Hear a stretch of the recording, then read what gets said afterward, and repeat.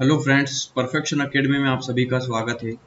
आज हम देख रहे हैं ज्योमेट्री का ये चैप्टर नंबर 27 जिसका नाम है त्रिभुज। तो आज त्रिभुज की हम ज्योमेट्रिकल प्रॉपर्टीज जितनी भी है वो हम सारी समझेंगे जितना हमें इस बुक में दिया हुआ है। इसके अलावा भी मैं बहुत सारी चीज़ें आपको बताऊंगा। ठीक है, तो ये पार्ट 1 है जिसमें हम पूरा कंसेप्ट समझेंगे। देखो, पहले जो हमने एरिया चैप्टर पढ़ा था, तो एरिया चैप्टर के हमने त्रिभुज पढ़ा था जिसमें मैंने लगभग एक दो घंटे की वीडियो बनाई थी जिसमें मैंने सिर्फ 1 घंटे तक त्रिभुज को समझाया था। लेकिन मैंने वहां पे आपको एरिया निकालना सिखाया था, वहां पे आपको पेरीमीटर निकालना सिखाया था, परिमाप निकालना सिखाया था। ठीक है, वहां पे बहुत सारी चीजें निकालना सिखाई थी। लेकिन यहाँ पे हम ज्योमेट्री पढ़ रहे हैं तो ज्योमेट्री के अंदर इसका जो ज्योमेट्रिकल कंसेप्ट क्या क्या होता है त्रिभुज का, न तो यहाँ हम एरिया निकालेंगे न उसका पेरीमीटर निकालेंगे। ठीक है, यहाँ पे जो है वो हम इसका ज्योमेट्रिकल कंसेप्ट देखेंगे, उसका एंगल्स देखेंगे। तो मैं बिल्कुल बेसिक से पढ़ाऊंगा, बिल्कुल आपको जीरो से लगा के हीरो बना दूंगा। तो आप लोग लगातार देखना इस वीडियो को और अपने पास एक पेन और एक नोटबुक लेकर के बैठ जाइए। जितना कंसेप्ट आपको बताया जाए पूरा एक कॉपी में नोट कर लेना। तो ठीक है, चलो देखते हैं। हाँ, उसके पहले आप SD यादव किताब का पूरा सॉल्यूशन देख सकते हैं। इस वीडियो के डिस्क्रिप्शन में लिंक दिया है जिसमें लगभग हमने पूरी किताब का लगभग 80% जो है पोर्शन, 80 से 90% जो पोर्शन है वो लगभग खत्म कर दिया है। ठीक है, मतलब मुश्किल से 5 या 7 या 8 चैप्टर बचे होंगे।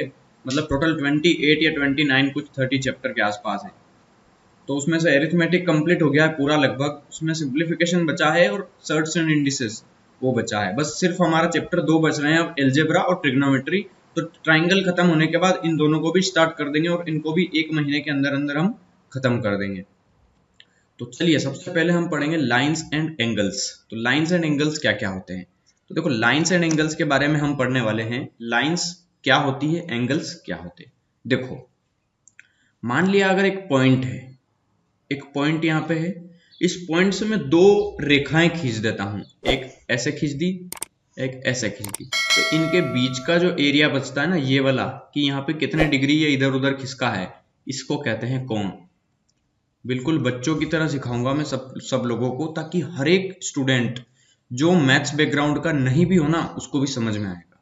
ठीक है, ये पॉइंट एक बिंदु है, किसी बिंदु से दो रेखाएं खींची जाती है, बीच का जो हिस्सा होता है कि वो कितना इधर उधर खसके हैं, मतलब बीच का हमें एंगल निकालना है, तो वही होता है हमारा कोण। ठीक है, बीच की वैल्यू क्या होगी, कोण हो गई। ठीक है, अब इसके बारे में हम लाइंस तो हमने पढ़ ली, अब हम इसके बारे में एंगल्स को हम डिटेल में पढ़ेंगे। ठीक है, सबसे पहला त्रिभुज होता है समकोण त्रिभुज। समकोण त्रिभुज आप जानते हैं एक इस प्रकार से बनता है जिसकी एक लाइन स्ट्रेट होती है, दूसरी लाइन भी स्ट्रेट होती है, और इनके एक एंगल कितने डिग्री का होता है, 90 डिग्री का। तो वह त्रिभुज जिसका एक कोण 90 डिग्री का हो समकोण त्रिभुज कहलाता है। ये चीज आपको पता होना चाहिए। ठीक है, और हाँ, समकोण त्रिभुज में ही, सिर्फ और सिर्फ समकोण त्रिभुज में ही पाइथागोरस थ्योरम भी लगती है। पाइथागोरस प्रमेय लगती है, और पाइथागोरस प्रमेय क्या होती है मैं बता देता हूं। कर्ण का वर्ग बराबर लंब का वर्ग प्लस आधार का वर्ग। एक एक चीज आप नोट करना बिल्कुल। ठीक है, यहाँ पे ये वाली साइड देखो, ये त्रिभुज है अगर ABC, ये मैं अभी समझा रहा हूं, बार बार नहीं समझाऊंगा हर जगह। A के सामने वाली साइड हमेशा स्मॉल a होती है, B के सामने वाली साइड हमेशा स्मॉल b होगी, और C के सामने वाली साइड हमेशा स्मॉल c होगी। ठीक है, तो यहाँ पे कर्ण क्या होगा, जो सबसे लंबी भुजा होगी AC, तो कर्ण हो गया AC जो तिरछी है। ठीक है, तिरछी भुजा, आड़ी भुजा है जो, बराबर लंब, लंब जो सीधा खड़ा है उस पे AB, AB का स्क्वायर प्लस आधार, आधार क्या है यहाँ पे BC, तो BC का स्क्वायर। मतलब ये त्रिभुज किस पे टिका हुआ है उसको कहते हैं आधार उसका। ये चीज पाइथागोरस थ्योरम जो है वो इसी में लाई करेगी, मतलब समकोण त्रिभुज में ही लगती है। और इसके लिए कुछ ट्रिपलेट्स हैं, मैं आपको बता देता हूं, आप ये याद रख लेना। 3 4 5, 5 12 13, 8 15 17, 7 24 25 और 9 40 41।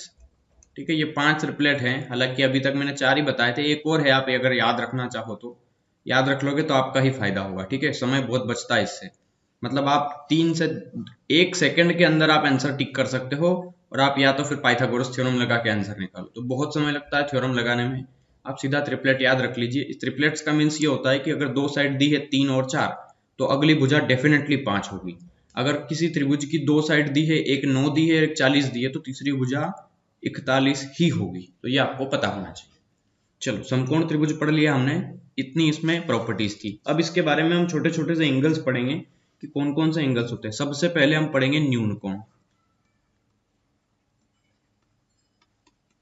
न्यून कोण त्रिभुज क्या होता है? न्यून कोण त्रिभुज, देखो, न्यून कोण त्रिभुज का मतलब ये होता है कि जिसके सारे कोण जो है वो 90 डिग्री से छोटे हो। मतलब एक ऐसा त्रिभुज बनेगा जिसके सारे कोण या तो 10 डिग्री या 20 डिग्री इस प्रकार के हो। मतलब सारे कोण जो है वो 90 डिग्री से छोटे हो। मतलब जो भी है उसका इसकी जो वैल्यू होगी वो 0 डिग्री होगी। 0 डिग्री से लगा करके, मतलब जो एंगल होगा इसका वो बड़ा होगा 0, मतलब 0 नहीं हो सकता, 0 से बड़ा होगा। ठीक है, 0 से बड़ा होगा और ये जो थीटा है वो छोटा होगा किससे? 90 से। ठीक है, तो हमें इसकी पता होना चाहिए कि एक वैल्यू जो है, एक कोण इसका वो 90 से छोटा होगा, सारे ही 90 से छोटे होंगे। ठीक है, और ये न्यून कोण त्रिभुज कहलाता है जिसके प्रत्येक कोण 90 से छोटे हो। दूसरा, इसके अंदर अब आता है अधिक कोण त्रिभुज। अधिक कोण क्या होता है? अधिक कोण मैं हिंदी में बता रहा हूं, इंग्लिश में भी बता दूं। न्यून कोण को कहते हैं एक्यूट एंगल। अधिक कोण को कहते हैं ओब्ट्यूज एंगल। इंग्लिश में भी याद रखना, कई बार हिंदी में ऐसे दे देगा एक्यूट एंगल, एक्यूट कोण। इस प्रकार से भी बहुत बार एग्जाम में आया है। हम सिर्फ न्यून कोण के भरोसे रहते हैं और एक्यूट आ जाता है, तो ये चीज हम समझ नहीं पाते। ये एक्यूट क्या होता है हमने आज तक नहीं पढ़ा है, तो आपको इंग्लिश में भी याद होना चाहिए। और हम मैथ्स के स्टूडेंट है, एसएससी, बैंकिंग वगैरह की, पुलिस वगैरह की तैयारी कर रहे हैं, तो इतना तो हमें पता होना चाहिए। ठीक है, बहुत से कम टर्म है ऐसी जो आपको याद रखना है, बस ये नॉर्मल सी टर्म है, आपको याद होना चाहिए। अधिक कोण त्रिभुज को क्या कहते हैं? Obtuse angle triangle. इसमें क्या होता है कि एंगल जो होगा थीटा वो 90 से तो बड़ा ही होगा, लेकिन छोटा होगा 180 से। ठीक है, इसी के साथ साथ तीसरे नंबर पे आती है स्ट्रेट लाइन, मतलब सरल रेखा। अधिक कोण का मीन्स ये है कि एक एंगल जो है वो बड़ा होगा 90 से, 90 से बड़ा होगा। ये वाला एंगल जो होगा वो छोटा होगा 90 से। ठीक है, एक एंगल 90 से छोटा होगा। अब यहां देखना, अधिक कोण त्रिभुज, अधिक कोण के अंदर क्या होगा कि जो थीटा की वैल्यू होगी वो 90 से बड़ी होगी लेकिन 180 से छोटी होगी। ठीक है, ये इस प्रकार होता है। और सरल रेखा का मीन्स ये स्ट्रेट लाइन, और स्ट्रेट लाइन पे बनने वाला एंगल कितना होता है? 180 डिग्री का। ये आपको पता होना चाहिए। सरल रेखा पे बनने वाला कोण, एक स्ट्रेट लाइन है, कैसे भी ड्रॉ कर दो, इस पे पूरा एंगल बनेगा 180 डिग्री का। ठीक है, इसके साथ साथ हम फोर्थ पॉइंट देखते हैं वृहत कोण, जिसको हम कहते हैं रिफ्लेक्स एंगल। वृहत कोण या ऋजु कोण, इसका नाम ऋजु कोण भी आता है। ठीक है, वृहत कोण या ऋजु कोण या पुनर्युक्त कोण, इसके दो नाम, तीन नाम है।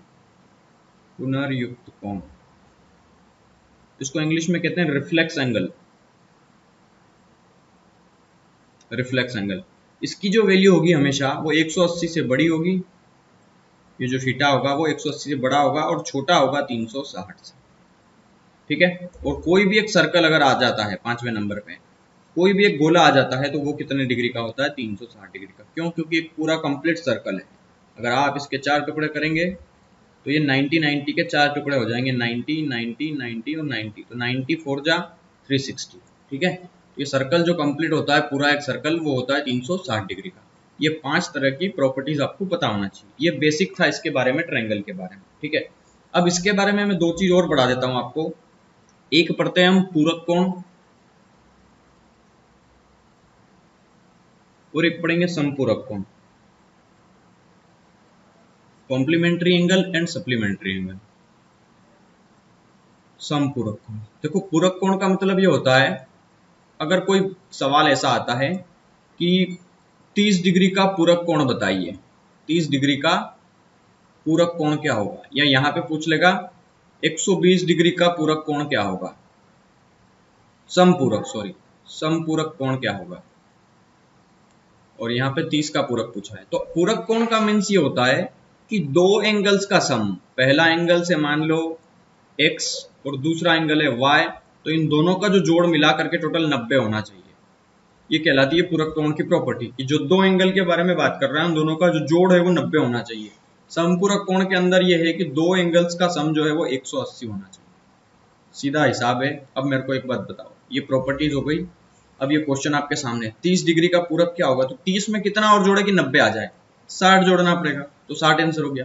120 का समपूरक कितना होगा, तो 120 में और कितना जोड़े कि 180 आ जाए, 60 जोड़ना पड़ेगा, तो ये 60 डिग्री हो गया आंसर आपका।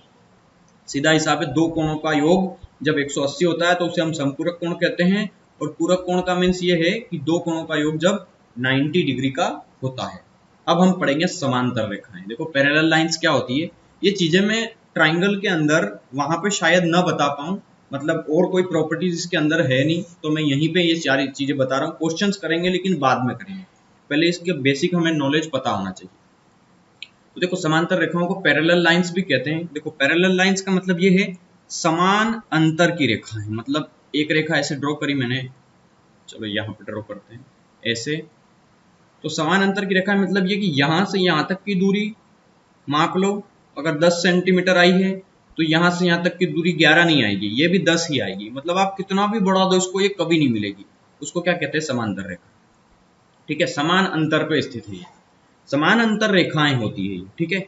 अगर मान लो इनको एक ट्रांसवर्सल लाइन इस तरीके से कट कर गई, एक तिर्यक रेखा इस तरीके से काट गई इसको, ठीक है। मैं बहुत सारे यूज कर रहा था प्रॉपर्टी, लेकिन कई लोग समझ नहीं पा रहे थे ये क्या प्रॉपर्टी है तिर्यक रेखा की, ट्रांसवर्सल लाइन की। यहां हम इसको डिटेल में समझेंगे। देखो तिर्यक रेखा, इस जो तिरछी रेखा को क्या कहते हैं, तिर्यक रेखा, ट्रांसवर्सल लाइन भी कहते हैं इसको, ठीक है। मान लो एक ए बी एक रेखा है और एक सी डी रेखा थी, ठीक है। तो ए बी, इसको ऐसे लिखते हैं कि ए बी जो है वो समांतर है सी डी के, तो ए बी समांतर है सी डी के, या फिर मैं दूसरी भाषा में कहूं A B is parallel to C D. A B समांतर है सी डी के। कई बार एग्जाम्स में ये देगा, हर बार लिख के नहीं देगा कि ए बी समांतर है सी डी के। A B is parallel to C D, इसका मतलब ए बी जो है वो सी डी के पैरेलल है, कभी नहीं मिलेगी, ठीक है। और इनके बीच में अगर कोई लाइन ड्रॉ होती है तो उसको हमेशा तिर्यक रेखा कहते हैं, ठीक है। ये तिर्यक रेखा हो गई आपकी। अब मैंने एंगल बना दिए यहाँ पे, देखो ये चार एंगल बन रहे हैं, एक ये वाला, एक ये वाला, एक ये वाला और एक ये वाला। तो आप चाहें तो इसका नेमिंग कर सकते हैं। देखो मान लो ये एंगल 1 दे दिया, एंगल 2, और इसके अंदर अंदर के पहले देख लो, इन दो तिर्यक रेखाओं के बीच अंदर एंगल बन रहे हैं जो, देखो यहाँ ए बी की जो लाइन है उसके इधर अंदर अंदर बनने वाले, और सी डी की लाइन के इधर अंदर अंदर बनने वाले कौन कौन से एंगल हो गया, एक तो एक, ये 2, और ये 3, और ये 4। तो एंगल 1, देखो मैं 3-4 चीजें बताता हूं। यहां पे हमेशा जो एंगल 1 होगा, एंगल 1 वो हमेशा बराबर होगा एंगल 3 के, ठीक है। एंगल 1 बराबर होगा एंगल 3 के, कब, जब दो लाइन पैरेलल हो और उनको एक तिर्यक रेखा कट कर देती है। एंगल 1 बराबर होगा एंगल 3 के, और एंगल 2 बराबर होगा एंगल 4 के। अब इनको क्या कहते हैं, तो देखो ये पैरेलल लाइंस के बीच में बने हुए ना, अंदर बने हुए हैं, तो इनको कहते हैं अंतःकोण। कौन से कोण, अंतःकोण, क्योंकि अंदर बने हुए हैं तो अंतःकोण। बाहर कोण बने होते तो बाहरी कोण कहते हैं, ठीक है। तो ये अंतःकोण है। अब कौन से अंतःकोण, एकांतर अंतःकोण, एकांतर अंतःकोण। देखो एक के अंतर पर स्थित है, ये यहां से इसको छोड़ दो तो इस वाली पट्टी में इधर स्थित है, या फिर कह सकते हैं कि इसके पैरेलल है, ठीक है। देखो यहाँ पे एक चीज और ध्यान रखना ये है कि यहाँ पे अगर कोई एक दो समांतर रेखाओं को अगर एक तिर्यक रेखा ऐसे कट कर जाती है, तो इसी तिर्यक रेखा के एक ही साइड स्थित, मतलब ये वाला एंगल और ये वाला अंदर वाले दोनों एंगल का सम जो है वो 180 डिग्री होता है। ये आपको पता होना चाहिए। मतलब यहाँ पे लिख दूं मैं, angle 2 plus angle 3 is always equal to 180 degree, हमेशा होता है। ये प्रॉपर्टी है, आपको याद रखना है, ठीक है। अब यहाँ पे मेरे को एक चीज बताओ, अगर 1 2 3 4 हो गया तो यहाँ पे देखना, ये 5 नाम दे दिया, ये 6 दे दिया, ये 7 दे दिया, और ये 8 दे दिया।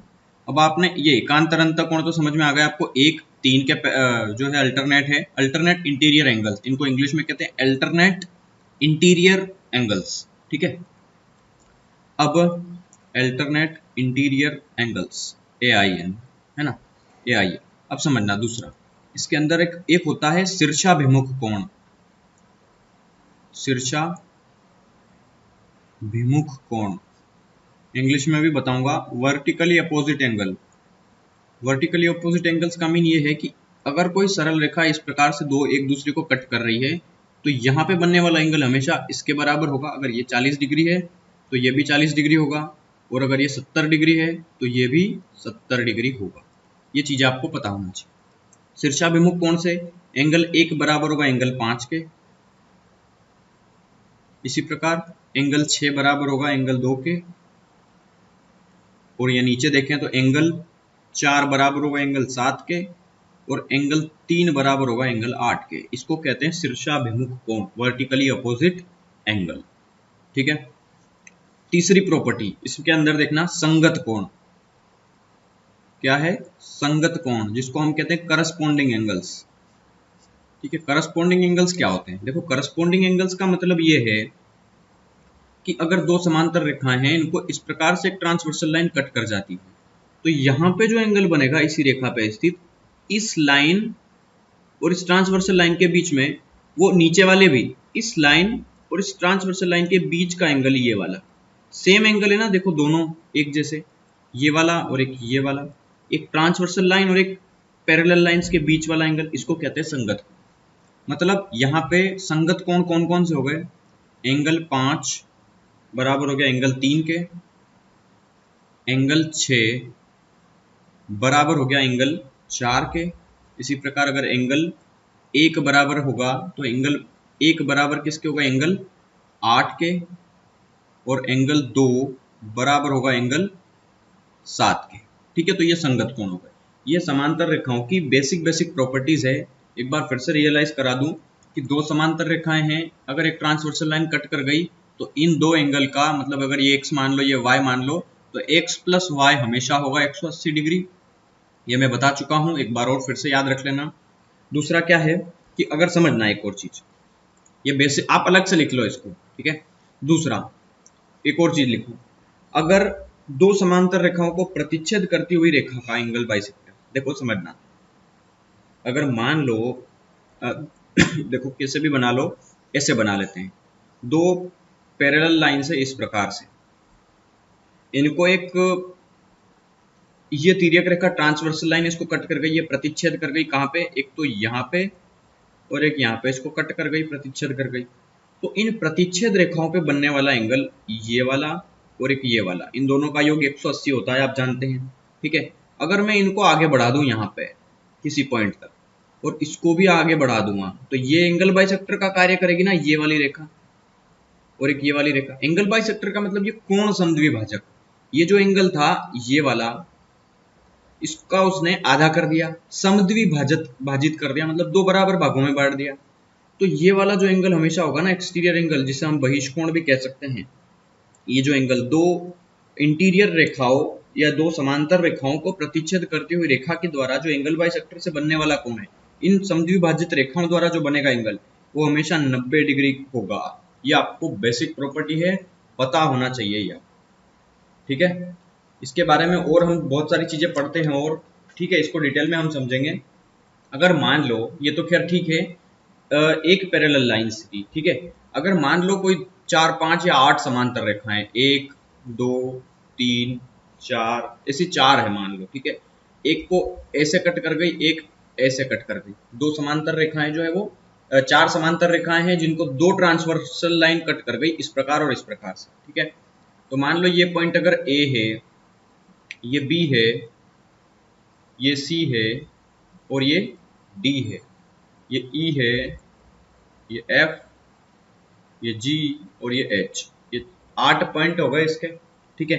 तो जब दो या दो से ज्यादा समांतर रेखाओं में अगर इनके जो संगत कोण होंगे ना, करस्पॉन्डिंग एंगल्स, वो हमेशा बराबर होंगे।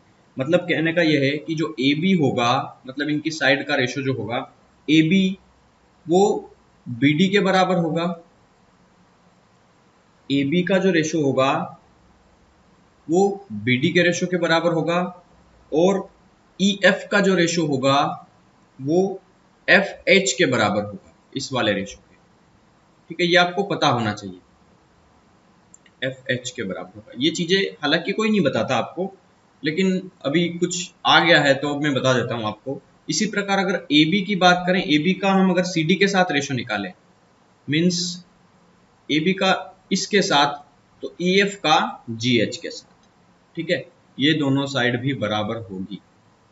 ये पैरेलल लाइंस की प्रॉपर्टी है। अचानक से यूज कर लूंगा, आप कहोगे कहां से आ गई, पहले नहीं बताया, इसीलिए मैंने ये सारी चीजें आपको क्लियर कर दी, ठीक है। अब पढ़ते हैं थेल्स थ्योरम।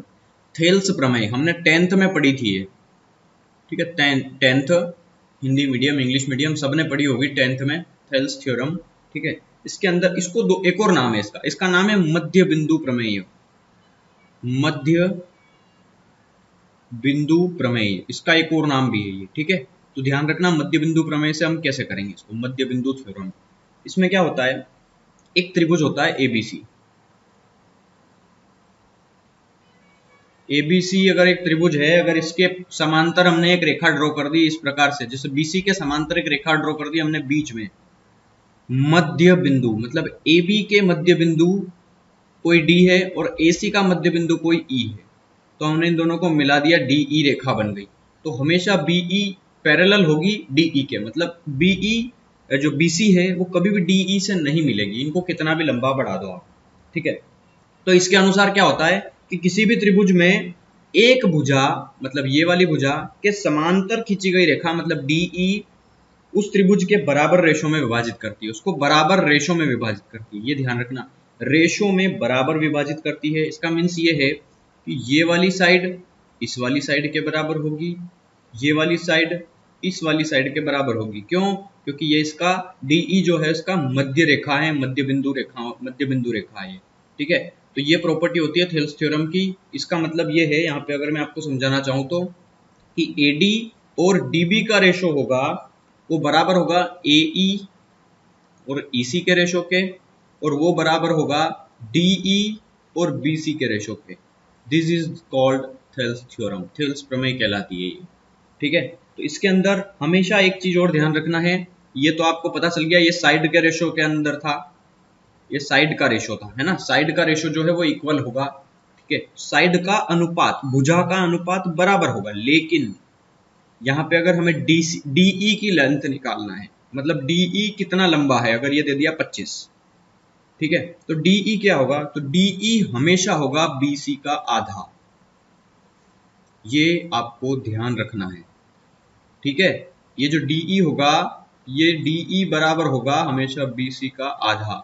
अगर ये 25 है तो ये 12.5 होगा, सीधा हिसाब है मध्य बिंदु थ्योरम के अंदर। कई बार सवाल ऐसा आता है कि इसके अंदर 3-3 पॉइंट आ जाते हैं, ये इसका डीई कोई बिंदु है, इसके अलावा एफ जी अलग बिंदु है ना, तो ये ए बी सी है ना।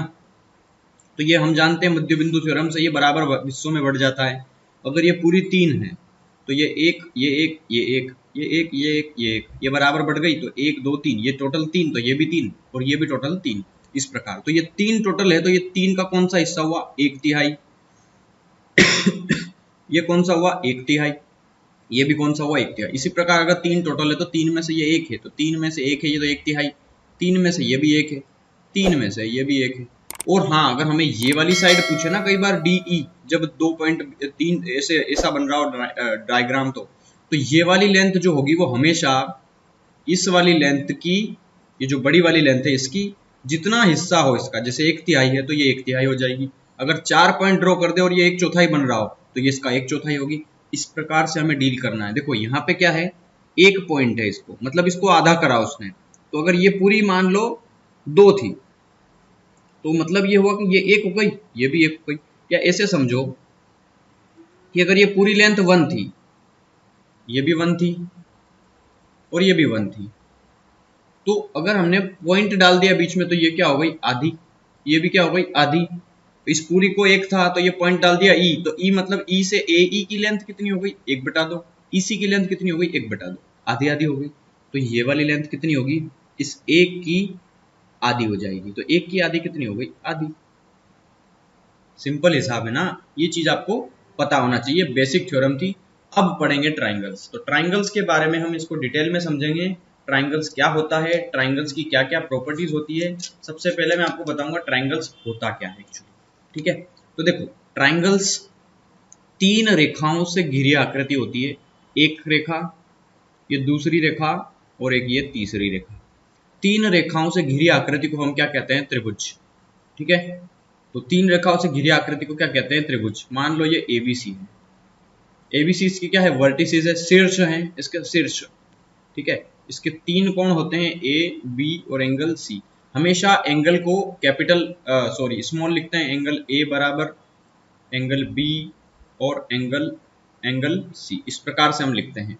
और हमेशा इन एंगल ए, एंगल बी और एंगल सी का जोड़ 180 होता है। मतलब कोई भी अगर त्रिभुज है तो ये प्रॉपर्टी फॉलो करेगी कि उसके तीनों कोणों का योग 180 हो। अगर तीनों कोणों का योग 180 नहीं होता है तो वो त्रिभुज ही नहीं है, बात खत्म। त्रिभुज होने के लिए उसका 180 होना जरूरी होता है, ठीक है। कोई भी त्रिभुज कब त्रिभुज होगा, जब उसके तीनों कोणों का योग 180 डिग्री होता है, ठीक है। This is a basic property. अब इसके अंदर मैं थोड़ी सी चीजें बताता हूं। इसमें एक और चीजें मैं हालांकि एरिया में पढ़ा चुका हूं, लेकिन जब यहाँ पे मैं यूज करूंगा तो आप एरिया का भूल चुके होंगे। तो मैं बता दूं कि 2 भुजाओं का योग इसके अंदर, ठीक है, 2 भुजाओं का योग जो है वो तीसरी भुजा से हमेशा बड़ा होगा। मतलब 2 भुजा का जोड़ तीसरी से बड़ा होगा।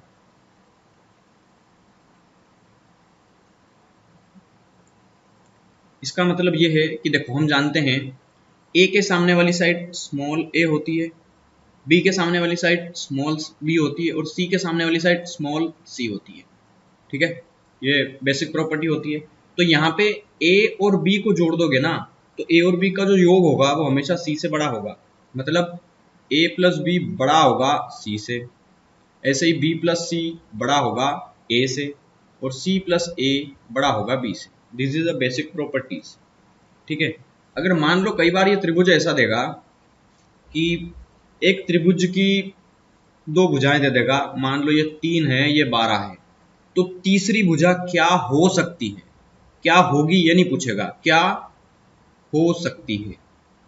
बहुत क्वेश्चन आते हैं इस प्रकार के एग्जाम्स में, बहुत सारे लोगों को पता ही नहीं होता। एक्चुअली वो ये समझते हैं ट्रिपलेट नहीं लग रहा, 3 5 12, 3 4 5, तो ये वो सोचते हैं कि ये तो हो ही नहीं सकता। 2 भुजा दे दी तो तीसरी भुजा, ना तो कोई सूत्र है ना कोई कंसेप्ट है इसका, लेकिन कंसेप्ट होता है, हम एक्चुअली इसको डीप में नहीं पढ़ते हैं, ठीक है। तो तीसरी भुजा क्या हो सकती है उसको, तो देखो तीसरी भुजा अगर 2 भुजा दी हो तो तीसरी भुजा की प्रोबेबिलिटी कैसे निकालेंगे हम, तो तीसरी भुजा हमेशा इन दोनों के डिफरेंस से बड़ी होगी। मतलब ये जो x होगा, मैं अगर लिखना चाहूं तो एक से बड़ा होगा किससे, इन दोनों के डिफरेंस से। मतलब 12 माइनस 3 से बड़ा होगा और छोटा होगा इन दोनों के योग से। मतलब ये होगा कि 12 में से अगर 3 गया तो बचा 9, तो 9 से तो बड़ा ही होगा x की वैल्यू, और 12 और 3 15, 15 से छोटी होगी। मतलब 10 भी हो सकती है, 11 भी हो सकती है, 12 भी हो सकती है, 13 भी हो सकती है, 14 भी हो सकती है, बस यही वैल्यू हो सकती है। अगर इनमें से कोई ऑप्शन में दिया हो तो ठीक है, वरना ऑप्शंस कुछ इस प्रकार से देगा, 9 less than x less than 15, सीधा हिसाब है। इस तरीके से हमें इनको डील करना है, ठीक है। तो चलिए और इसके बारे में हम बेसिक बेसिक प्रॉपर्टीज देख लेते हैं। अब देखते हैं बहिष्कोण प्रमेय। बहिष्कोण प्रमेय क्या होती है, जैसे कोई भी एक त्रिभुज है, उसके अंदर जैसे मान लो ये त्रिभुज है एबीसी, इसकी कोई भी एक भुजा को बढ़ा दो, जैसे बीसी है तो बीसी को मैंने बी से सी तक इधर आगे बढ़ा दिया, तो ये जो बाहर एंगल बनेगा ना, इसको कहते हैं बहिष्कोण, एक्सटीरियर एंगल, ठीक है। तो ये जो एक्सटीरियर एंगल बना, मान लो थीटा है ना, तो ये हमेशा इसके पास वाले एंगल को छोड़ के, मतलब इसको छोड़ करके जो बाकी के एंगल बचे हैं, एक ये वाला एंगल x और ये वाला एंगल y, इन दोनों के योग के बराबर होता है। मतलब x प्लस वाई, दो इंटीरियर एंगल्स का सम एक एक्सटीरियर एंगल्स के बराबर होता है। तो ये आपको ध्यान रखना है। अगर ये वाला एंगल 40 डिग्री दिया है और ये वाला एंगल, समझना ये वाला एंगल दे देगा, ये वाला एंगल अगर 40, ये वाला 80 दिया है, तो सीधी सी बात है कि इन दोनों का जो जोड़ है वो 80 आना चाहिए। तो इसका मतलब ये वाला एंगल कितना बचा, ये वाला एंगल भी 40 डिग्री बचा। इन दोनों का जो जोड़ है वो हमेशा 80 होना चाहिए, मतलब जितना भी हो वो, ठीक है। ये 2 एंगल दे देगा तो हम ये निकाल सकते हैं, है ना। ये बहिष्कोण थ्योरम थी। अब इसके अंदर हम समझेंगे कॉन्ग्रुएंट। देखिए अब पढ़ते हैं कॉन्ग्रुएंसी। देखो इसमें सर्वांग समता है, तो सर्वांग समता क्या होती है? देखो सर्वांग समता का मतलब होता है सर्व अंग समान, सभी अंग समान, ठीक है, सर्व अंग समान, या कह सकते हैं सारी भुजाएं बराबर, बराबर, सारे अंग समान, सर्व अंग समान, ठीक है। मतलब इसमें तीन प्रॉपर्टीज पढ़ने वाले हैं। फर्स्ट कौन सी है? साइड साइड साइड, भुजा भुजा भुजा, भुजा भुजा भुजा प्रमेय, ठीक है। इसके अकॉर्डिंग क्या है? देखिए भुजा भुजा प्रमेय के अकॉर्डिंग क्या है, दो ट्राइंगल अगर मान लेते हैं हम कि वो सर्वांग सम कब होंगे, अगर मान लो एक ट्राइंगल मान लिया ए बी सी और एक मान लिया डी ई एफ,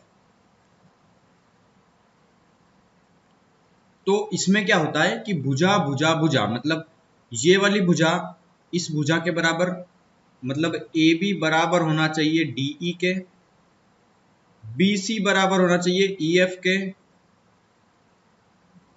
और ए सी बराबर होना चाहिए डी एफ के, ए सी बराबर होना चाहिए डी एफ के। तभी ये भुजा भुजा प्रमेय के थ्योरम से ये जो त्रिभुज होंगे, मतलब त्रिभुज ए बी सी, ये जो है वो सर्वांग सम होंगे, ठीक है, सर्वांग सम होंगे किसके? त्रिभुज डी ई एफ के।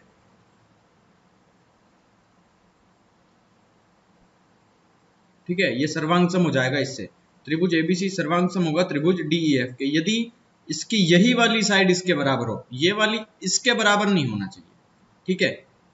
इसके बराबर होगा तो फिर नाम इसका चेंज होगा, फिर डी एफ ई त्रिभुज बनेगा यहाँ पे, ठीक है। वो खैर बाद की प्रॉपर्टी है, हम उसको बाद में पढ़ेंगे। अब दूसरी प्रॉपर्टी इसके अंदर सर्वांग समता की, दूसरी प्रॉपर्टीज क्या है? दूसरी प्रॉपर्टीज ये है कि एंगल साइड एंगल, जैसे मतलब कोण भुजा कोण प्रमेय, ठीक है, कोण भुजा कोण प्रमेय। देखो इसके अंदर क्या होता है समझना, इसके अंदर दो ट्राइंगल है, वही एबीसी डी ई एफ,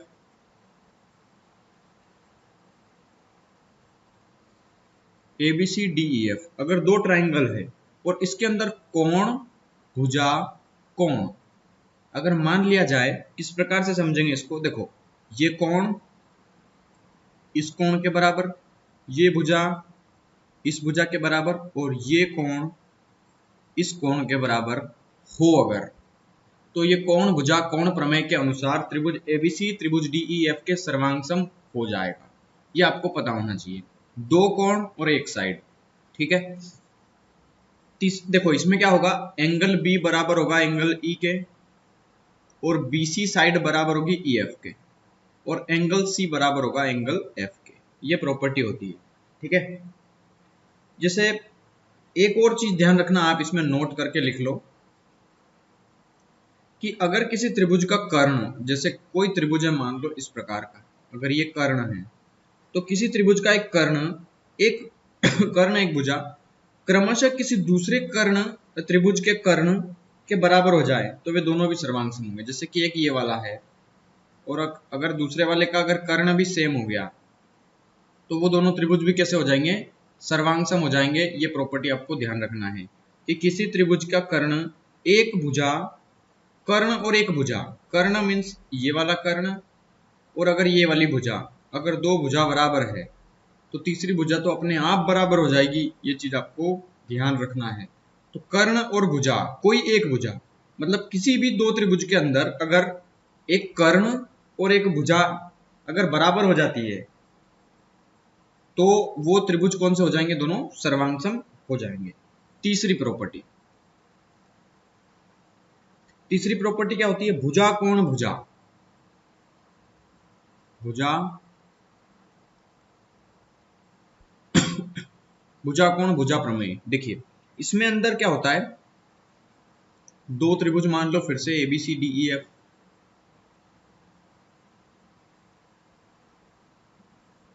इसके अंदर क्या होगा कि भुजा कोण भुजा, मतलब भुजा कोण भुजा, भुजा कोण भुजा, ये प्रॉपर्टीज अगर फॉलो हो रही है इसका मतलब क्या होगा? वो त्रिभुज दोनों सर्वांग सम हो जाएंगे। यहाँ पे क्या होगा, ए बी बराबर होगा डीई के, एंगल ए बराबर होगा एंगल डी के, और एंगल साइड AC बराबर हो गई DF के। अगर ये प्रॉपर्टीज कहीं पे मतलब दो साइड्स के बीच का एंगल भी अगर दो त्रिभुजों का सेम होता है तो वो त्रिभुज दोनों कौन से हो जाएंगे, सर्वांगसम हो जाएंगे। यदि दो त्रिभुज सर्वांगसम है तो उनकी संगत भुजा और संगत कोण भी बराबर होते हैं। देखो ये ऐसा दिया है, इसको रिवर्स भी पूछ सकता है। अगर ये कैसे पूछेगा कि अगर कि त्रिभुज ABC व त्रिभुज DEF सर्वांगसम है तो बताइए उनके कौन से कोण बराबर होंगे। तो सीधी सी बात है कि उनकी संगत भुजा जो करस्पॉन्डिंग साइड से और करस्पॉन्डिंग एंगल से कोण और भुजा, संगत कोण और संगत भुजा वो भी बराबर होगी। ठीक है, तो ये चीज आपको सर्वांग समता के अंदर पता होना चाहिए। अब इसके बाद हम पढ़ने वाले हैं समरूपता। तो त्रिभुजों की सिमिलरिटी को हमें ध्यान से पढ़ना है। सर्वांग समता पे बहुत कम क्वेश्चंस बनते हैं, लेकिन समरूपता पे बहुत ज्यादा क्वेश्चंस बनते हैं एग्जाम्स में। तो इसको आप थोड़ा सा ध्यान से समझना, इसको हम डिटेल में समझाएंगे। देखिए सिमिलरिटी, समरूपता, समरूपता का मीन्स होता है समान है रूप जिसका, मतलब रूप दिखने में एक जैसे हो सकते हैं, रूप ऐसा हो सकता है, लेकिन साइज कोई डिपेंड नहीं करती। अगर एक त्रिभुज बना है मान लो ये, तो दूसरा ऐसा बड़ा भी बन सकता है, बिल्कुल बन सकता है। इसको कहते हैं समरूपता। अब इसको समरूपता को हम डिटेल में समझेंगे। इसकी भी 3-4 प्रॉपर्टीज है। इन 3-4 प्रॉपर्टीज को मैं डिटेल में बताऊंगा। पहला, इस देखो हमने अभी क्या पढ़ा, भुजा भुजा भुजा, कोण भुजा कोण और भुजा कोण भुजा। सेम प्रॉपर्टी सर्वांग समता की समरूपता में भी पढ़ेंगे हम, लेकिन समरूपता में हम कैसे पढ़ेंगे इसको ध्यान से समझना, उसको और इसको रिलेट करते हुए चलेंगे। देखो भुजा भुजा भुजा, भुजा भुजा भुजा प्रमेय से देखना समझना। इसमें ये फर्स्ट प्रॉपर्टी है, इसके अंदर समझना, इसके अंदर दो त्रिभुज होंगे ABCDEF, और ये समरूप कब होंगे और सर्वांग सम कब होंगे ये हमें पता करना है। इसमें बड़ा बना दो कोई फर्क नहीं पड़ता, ABC। इसके अंदर हमें ये देखना है कि ये त्रिभुज जो है वो समरूप है या नहीं। त्रिभुज ABC समरूप है त्रिभुज DEF के, सॉरी DEF है ना, त्रिभुज DEF के। तो हम कैसे लगाएंगे इसका अंदाज। देखो समरूपता के अंदर क्या देखा जाता है पता है, उनकी साइड बराबर हो ये नहीं, साइड का रेशियो, अनुपात देखा जाता है कि अनुपात में बराबर हो। इसका मतलब ये अगर मैं समझाना चाहूं तो ये 3, ये 4 और ये 5, अगर किसी त्रिभुज की भुजा ये है तो बड़े वाले त्रिभुज की भुजा हमेशा 6, 8 और 10 होगी। इसका मतलब कुछ हो सकती है, कुछ भी हो सकती है, ठीक है, लेकिन जब इसको कट करेंगे ना बिल्कुल तो वो इसी रेशो में आना चाहिए। ये चीज आपको पता चलनी है। जैसे 6, 8, 10 है तो AB DE के बराबर नहीं होगा। देखो AB यहाँ पे बराबर नहीं होगा DE के, अगर बराबर हो जाता तो फिर समरूप थोड़ी होता, वो तो फिर सर्वांगसम हो जाता। यहाँ पे AB जो है उसका रेशो DE के रेशो के साथ होगा, बराबर BC का जो रेशो होगा वो EF के साथ होगा, बराबर AC का जो रेशो होगा वो DF के साथ होगा। अगर मैं अब इसको सारी जगह वैल्यूज रख दूंगा तो सारी वैल्यूज 1/2 1/2 आ जाएगी और ये सारी बराबर हो जाएगी, इससे ये समरूप त्रिभुज हो जाएगा। ये चीज समझ में आई? समझा देता हूँ फिर से किस प्रकार से इसको समझेंगे हम। ये तो मैंने पूरा प्रैक्टिकली समझा दिया आपको वैल्यूज पुट करके। इसको हम सोल्व कैसे करेंगे। देखो साइड नहीं गिवन होगी, आपको कई बार क्वेश्चन सीधा पूछेगा वो।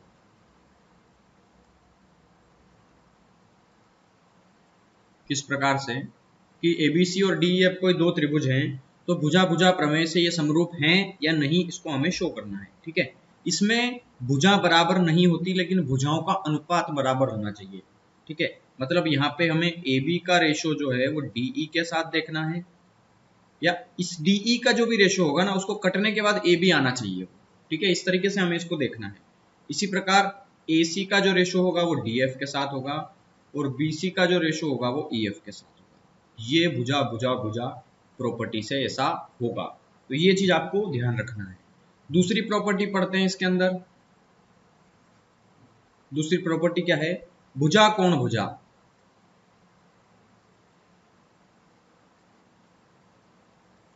भुजा कोण भुजा से क्या होगा, ये एक त्रिभुज है,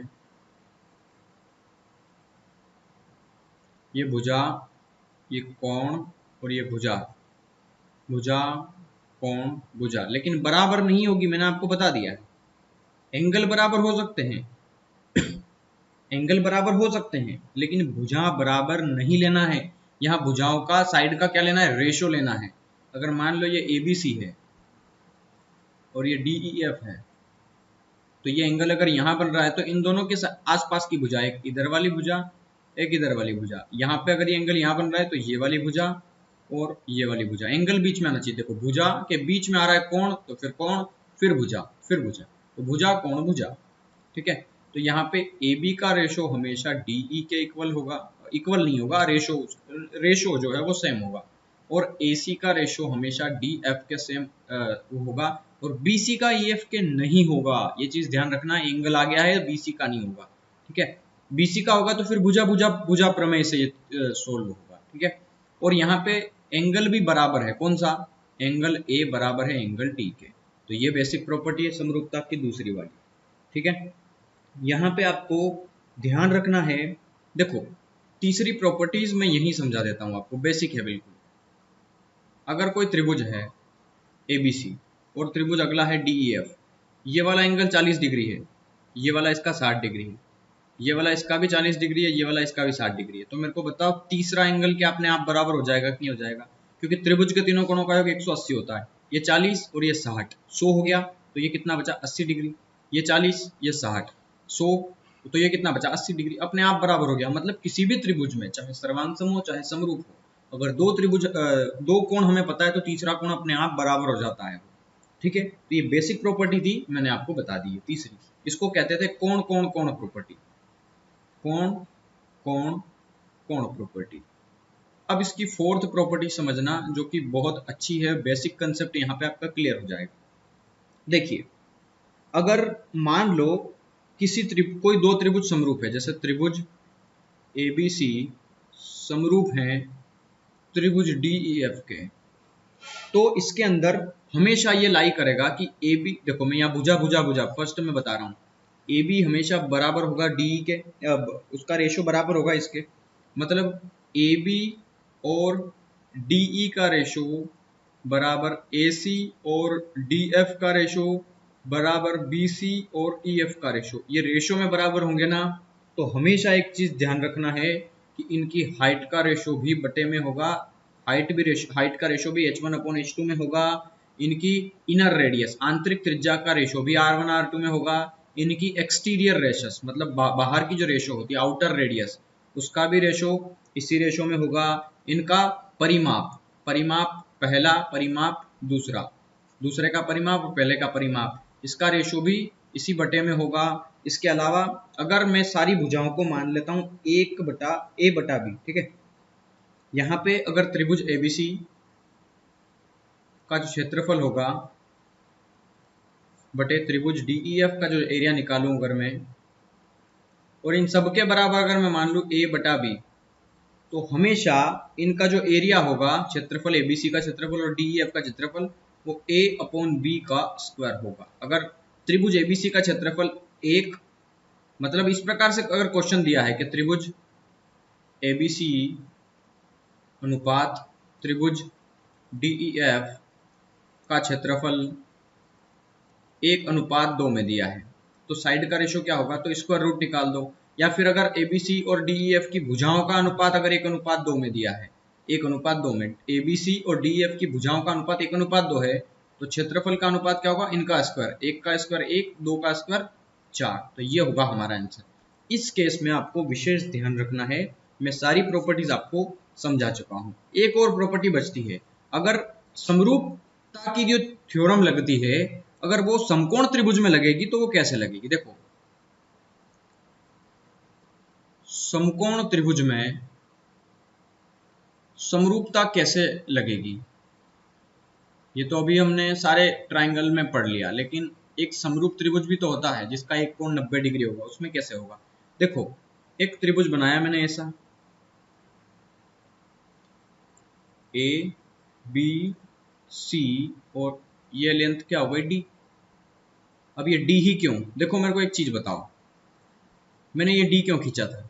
देखो यहाँ पे बी क्या होता है 90 डिग्री, 90 डिग्री के सामने वाली साइड क्या हो गई, कर्ण हो गई, ठीक है। अगर मैं यहां से एक लाइन ऐसे ड्रॉ कर दूं तो क्या ये 90 डिग्री बनेगा क्या। 90 डिग्री के लिए आप जानते हैं एक स्ट्रेट लाइन होना चाहिए और दूसरी भी स्ट्रेट लाइन होना चाहिए। तब जब दो स्ट्रेट लाइन ऐसे करके ऐसे टच करती है तो ये वाला एंगल 90 का हो सकता है, प्रोबेबिलिटी है उसकी, ठीक है। और यही तो है यहाँ पे, देखो एक घड़ी है इस प्रकार होती है, तो यहाँ पे ये एंगल 90 का होता है, यहाँ 12 बजती है, 3 बजती है, 6 बजती है और 9 बजती है, ये 90 का एंगल बनता है, ये भी 90 का बनेगा। क्यों, क्योंकि ये एक स्ट्रेट लाइन है, ये भी एक स्ट्रेट लाइन है और सामने से एक दूसरे को टच कर रही है, इसी प्रकार ये एंगल 90 का बनता है। तो समकोण त्रिभुज थ्योरम ये यहीं पे अप्लाई करेगी। ये लाइंस को हम ड्रॉ नहीं कर सकते यहाँ पे, ठीक है। इसलिए अब एक काम कर सकते हैं आप, अगर सी से इसको ड्रॉ करेंगे तो यहाँ पे क्या एंगल ये 90 बनेगा, तो आप देख रहे हैं कि यहाँ पे भी ये एंगल 90 नहीं बनेगा। लेकिन अगर मैं AC को क्या मान लूं, आधार, ध्यान से समझना, अगर मैं AC को आधार मान लूं तो किसी भी शीर्ष लंब से अगर उसके आधार पे डाला गया लंब जीवा को समद्विभाजित करता है ना, ये तो खैर वो वृत्त के अंदर हम पढ़ चुके हैं। लेकिन अगर शीर्ष लंब इस पे, एल्टीट्यूड इस पे डाला है तो ये वाला एंगल 90 डिग्री होगा और इधर वाला ये एंगल भी कितना होगा, 90 डिग्री होगा, अगर AC बेस है तो, ठीक है। यह बेसिक प्रॉपर्टी है, इसके अंदर दो तीन और चीजें हैं मैं बताऊंगा आपको। देखो इसमें हमेशा ध्यान रखना, ये लाइन जो मैंने मान ली इसको मान लिया BD, कई बार BD की लेंथ पूछ लेगा कि BD की लंबाई बताइए कितनी होगी, है ना। तो यहाँ पे एक चीज ध्यान रखना, जो मैं लिख रहा हूं उसको आप नोट कर लेना कि एक समकोण त्रिभुज में, मैं जो बोल रहा हूं ना उसको समझना। एक समकोण त्रिभुज में, ये समकोण त्रिभुज, इसमें बनने वाले जो दो त्रिभुज हैं वो हमेशा समरूप होंगे, ये ध्यान रखना। एक समकोण त्रिभुज में दो त्रिभुज बन रहे हैं, एक ABD और एक BDC, ये दोनों समरूप होंगे, ठीक है, पहली प्रॉपर्टी। दूसरी प्रॉपर्टी ये है कि इसके अंदर कोई सा भी एक छोटा त्रिभुज ले लो, चाहे BDC ले लो चाहे ABD ले लो, वो उस बड़े त्रिभुज ABC के भी समरूप होगा, ये भी चीज आपको ध्यान रखना है, ठीक है। मतलब यहाँ पे त्रिभुज ABC समरूप होगा त्रिभुज ABD के और त्रिभुज ABC ही समरूप होगा त्रिभुज BDC के, ठीक है। और त्रिभुज ABD भी समरूप है त्रिभुज BDC के। तो ये आपको पता होना चाहिए कि ये छोटे छोटे त्रिभुज भी समरूप हैं, इसके अलावा वो जो बड़ा त्रिभुज है ABC वो इसके साथ भी समरूप है और वो बड़ा वाला त्रिभुज है वो इसके साथ भी समरूप है। ये तीन प्रॉपर्टी होती है किसी भी समरूपता को शो करने की, अगर समकोण त्रिभुज की बात की जाए तो, ठीक है। अब अगर कई बार सवाल में क्या होता है, समरूपता तो ठीक है मैंने आपको बता दिया, और समरूप है तो वो प्रॉपर्टी लग जाएगी साइड का रेशो वाली, ठीक है। फिर वो तो हम सवाल में इंप्लीमेंट करेंगे, आपको मैं बताऊंगा अच्छे से डिटेल में। लेकिन यहाँ पे कई बार क्या होता है, मैं आपको जो चीजें बताना चाहता हूँ वो समझना, जो ज्यादा जरूरी है, ये तो कंसेप्ट है इसका। अगर मान लो ABC एक त्रिभुज है, यहाँ पे 90 डिग्री है, ये यहाँ से मैंने एक एल्टीट्यूड डाल दिया, शीर्ष लंब डाल दिया, तो ये वाला एंगल 90 हो गया, ठीक है। और ये नाम दे दिया D पॉइंट, है ना। तो यहाँ पे कई बार BD की लेंथ पूछेगा कि BD की लंबाई बताइए, ठीक है। तो BD की लंबाई हम कैसे निकालेंगे, देखो एक त्रिभुज है, ये कौन सा, समकोण त्रिभुज है। तो समकोण त्रिभुज में अगर मान लो कई बार ये लेंथ दे देगा 5 और ये लेंथ दे देगा 12, तो ये वाली लेंथ हम पता है पाइथागोरस थ्योरम से ये 13 हो जाएगी, ठीक है, ठीक है ना। पाइथागोरस थ्योरम से ये ट्रिपलेट से, पाइथागोरियन ट्रिपलेट से ये कितनी हो जाएगी, 13 हो जाएगी। या आप इसको मान सकते हो ये 3, आप कुछ भी मान सकते हो जी, ये 3 मान लो, ये 4 मान लो, ये 5 मान लो, ठीक है। तो पाइथागोरियन थ्योरम से ये 3 4 5 अगर साइड दी और हमें पूछ ले BD की लंबाई बताइए, तो पहले एक काम करो, पहले त्रिभुज ABC में देखना, त्रिभुज ABC में, त्रिभुज ABC का क्षेत्रफल कितना होता है, 1/2 गुना आधार, आधार कितना है उसका BC मतलब 4 दिया है, इंटू ऊंचाई, ऊंचाई कितनी है 3, ये बड़े त्रिभुज का क्षेत्रफल। और ये समरूप है ना इसके भी, BCA के भी, ठीक है। तो अगर दूसरे केस में समझू तो आधार अगर मैं इसको मानूं, क्योंकि 90 डिग्री अब यहाँ बन रहा है, ठीक है, जहां 90 बनता है वो आधार होता है, तो 90 अब कहाँ बन रहा है, त्रिभुज है ना BDC में, BDA में या BCA में देखना। तो अब केस में क्या होगा कि 1/2 इंटू बेस, बेस कितना है यहाँ पे 5, अब आधार ऐसा है ना, अरे इस त्रिभुज को मैं ऐसा बना दूंगा तो ये AC यहाँ आ गया अब, और ये B यहाँ चला गया, ये 90 ड्रॉ कर दिया आपने। तो अब ये AC की लेंथ कितनी हो गई 5, हाइट कितनी थी इस पे ये वाली, ठीक है ना। तो इस तरीके से अगर हम समझेंगे तो 1/2 इंटू बेस, बेस कितना दिया है इसका 5 इंटू हाइट, हमें BD हाइट निकालना है इसकी, BD हाइट। तो हम इसको सोल्व करके आसानी से इसकी हाइट निकाल सकते हैं, ठीक है। देखो 1/2 से 1/2 कैंसिल, 4 तिया 12 और 12 और ये 5 आ गया बटे में, तो 12/5 किसकी लेंथ आ गई BD की। तो BD की लेंथ हम इस प्रकार से दो त्रिभुजों का एरिया इक्वेट करके हम इनकी वैल्यूज निकाल सकते हैं। तो ये बेसिक प्रॉपर्टीज थी इनकी, जो मैंने आपको सवाल में इंप्लीमेंट कैसे करना है मैंने बता दिया आपको। अब इसके अंदर क्या कई बार क्या होता है कि BD की लेंथ नहीं पूछता है, वो BD स्क्वायर की लेंथ पूछ लेता है कि BD स्क्वायर की लेंथ कितनी होगी, ठीक है। तो BD स्क्वायर की लेंथ हम कैसे निकालेंगे, तो हमेशा एक चीज ध्यान रखना है आपको कि यहाँ पे अगर हमें BD स्क्वायर की लेंथ निकालना है तो BD स्क्वायर की जो लेंथ होगी तो B से D पे चले गए ना हम, देखो B से D पे गए, तो B से D पे चले गए, D पे आ चुके हैं हम, ठीक है। तो D से एक बार A पे जाओ और D से एक बार C पे जाओ, तो D से एक बार A पे गए और D से एक बार C पे गए, इन दोनों का क्रॉस मल्टीप्लाई कर दो, इसका और इसका क्रॉस मल्टीप्लाई कर दो, हमारा जो है BD स्क्वायर की लेंथ आ जाएगी। ये पहली प्रॉपर्टी इसके अंदर, ठीक है।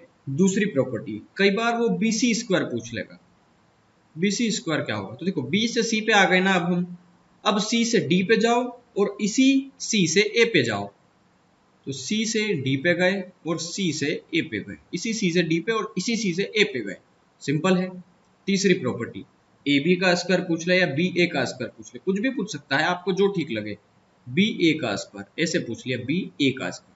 तो अब एक बार A से D पे जाएंगे और एक बार उसी A से C पे जाएंगे, तो AD इंटू AC, ये आप याद रख सकते हैं इस चीज को। त्रिभुज के अंदर, समकोण त्रिभुज के अंदर अगर एक लाइन इस प्रकार से उसके सेंटर तक ड्रॉ कर दी जाए, AC विकर्ण को बीच से काट दे, तो ये प्रॉपर्टीज इसके अंदर होती है। इसके बाद अब हम सीधा क्वेश्चंस करने वाले हैं, लेकिन आज की वीडियो काफी लंबी हो चुकी है और आज हमने पूरा इसका कंसेप्ट समझ लिया है। तो क्वेश्चंस जो है वो हम कल की वीडियो में करने वाले हैं, ठीक है। और कल से आप तैयार रहें बिल्कुल, क्योंकि सारे क्वेश्चंस को हम बिल्कुल मैंने बेसिक्स आपको समझा दिया है, सारी वैल्यूज जो है वो मैं एक एक सवाल के अंदर अगर नया कंसेप्ट और जो बच गया होगा तो मैं इसमें आपको याद दिलाता रहूंगा, बताता रहूंगा, तो आप सारे क्वेश्चंस को समझ पाएंगे। ये वीडियो कैसी लगी आपको, लाइक करके कमेंट करके जरूर बताएं, अपने दोस्तों के साथ इसको शेयर कर दें, और अगर वीडियो अच्छी लगी हो तो प्यारी सी कमेंट छोड़ दें। तब तक के लिए धन्यवाद, कल फिर मिलते हैं एक नई वीडियो में। Thank you and have a nice day.